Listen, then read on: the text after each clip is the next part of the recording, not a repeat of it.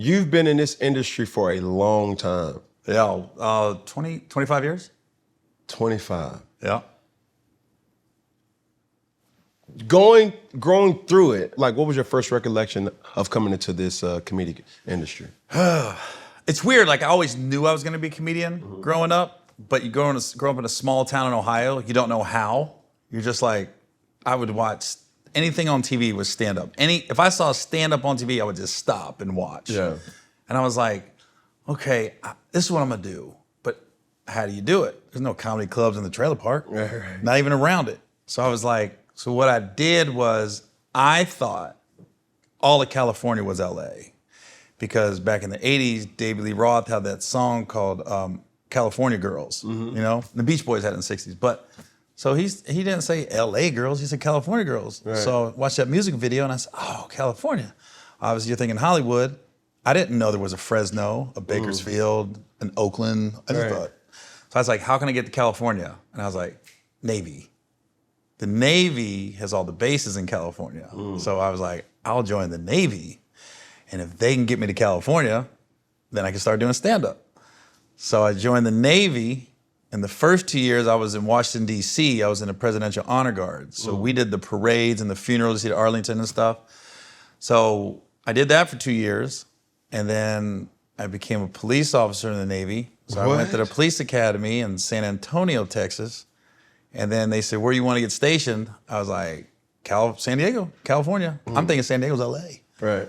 So I got out there, my first day when I got to California, I said, okay, I'm here. Time to start this second career. Right. I get in the phone book.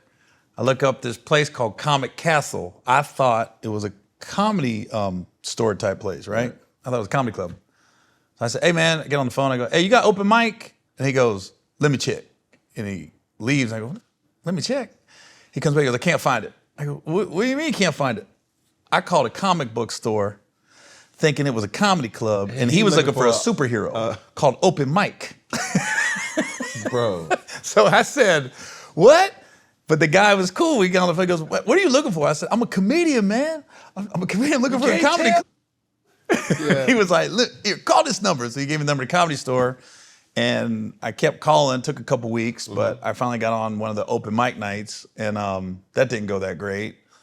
And then what happened was, I thought, and I ain't lying, I was in the mirror that night before I went up, and I was like, okay, I'm gonna get discovered. You know, I'm still not registering. This is open mic. Nobody's gonna be there but 8 people. I'm thinking Eddie Murphy's there. I'm thinking, you know, Chevy Chase is there. I'm like, oh, they all there. No, it's San Diego on Sunday. Nobody's there. And I just remember More people at the beach than obviously. I know, right? Yeah. And I just remember it was Sunday, and by the time I got on stage, there's probably 6, 7 people in the audience, but there was like 10 comics in the back, and the comics started heckling me. Not heckling like they don't like me, they were just like I would try to tell a joke, and they'd be like, ha! But I'm not to the punchline yet. Right, I'm like, dude, they're messing with my train of thought. And I was like, I got flustered, and I just went, hey!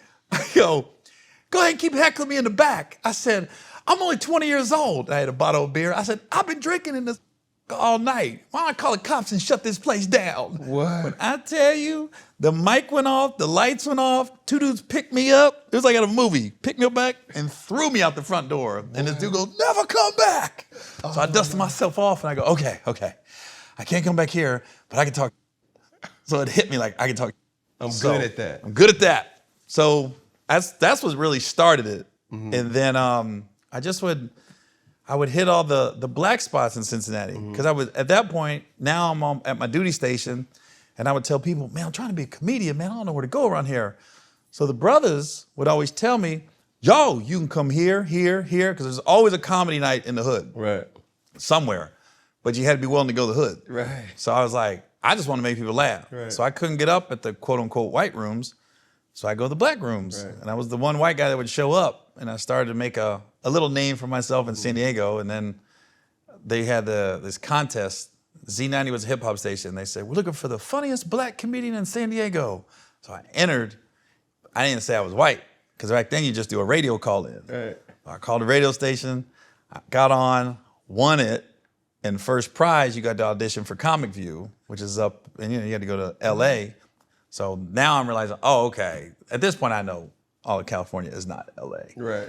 So I got off work one day, drove up to LA, auditioned for Comic View, got on the show, and then it just kind of took off from there. I'm doing stand-up and I'm in the military at the same time. I was on Comic View and in the Navy at the same time. A lot of people don't know this. Right. Because they used to film the whole season in a week. They do like 5 episodes a day, Monday through Friday. They get 25 episodes in 1 week. So I just took a week off, took my leave, went up to LA, filmed, came back down. So literally, like, I'm a police officer on the base. So at some point, I'm on the gate and I'm waving cars on the base. And now and then, every now and then, a brother will pull on the base and be like, "Hey, were you on TV last night?" Yeah. Have a good day. Keep going, player. So just kind of, I became the host, got out of the Navy, and just that's when the career kind of blossomed, I guess, after that. But that process, obviously, you tell it in a span of paragraphs, but that's a long time. Like you invested so much the belief in yourself, you know what I'm saying, to that. Like take me through that whole time frame. Were we talking about a month? We talking about 2 years? We talking about years? You know, it was it came pretty fast because so that time that I went on stage and got kicked out of the Comedy Store, it took like probably 6 months before I got back on stage because I just didn't know where else to go. Right. So the course of that 6 months was when I would getting to know people on the base because I'm new to the city. Right. I'm like the new kid in high school when you get on a ship or on a base. Right. So it takes a while to make friends and to trust people. So that was probably 6 months before I got back on stage. So it was this was all within the first year of after I finally got on stage to winning that contest was about a year. And then Comic View was probably 6 months later. So I was probably doing stand-up about a year and a half. Yeah. That whole time frame is about a year and a half. How did you build, or I think it's an ongoing thing, but how did you build your content? You know what I'm saying? Because the thing about comedians is not only are you a therapist to the degree that you got to walk into a room of strangers and you got to tap into this comedic side or make people laugh when they already know that, okay, what the hell he got to do or what is he gonna bring out of me that, you know, some people get the laughs of ha ha ha, yeah, the chuckle, but I'm talking about funny. You know what I mean? Like, do you dive into your personal life? Do you dive into this fantasy world? You know, it's almost like a rapper. Like, is what you're talking about real versus a facade? I think for me, everything I'm talking about is real. It's just adding like HGH and steroids to it. I'm just adding a little extra 4K.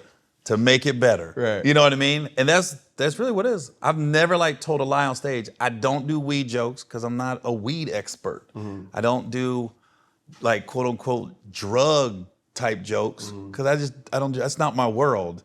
And I've seen comedians. We call them comedy liars. Right. They'll tell stories like, "You don't do that."